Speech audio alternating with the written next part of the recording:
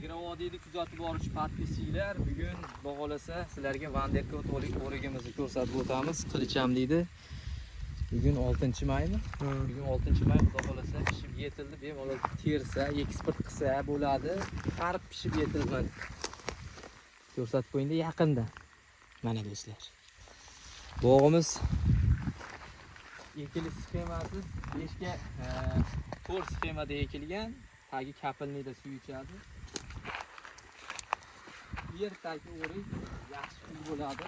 Bog'olasa toshli, mana toshli joyga ekilgan. Toshni qaranglar.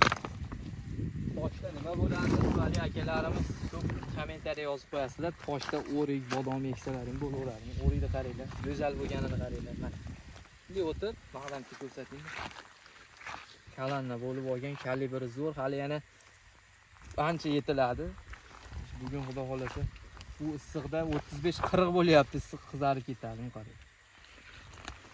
Boq qilaman degan akalarga ertaki o'rikda ekish tavsiya qilamiz.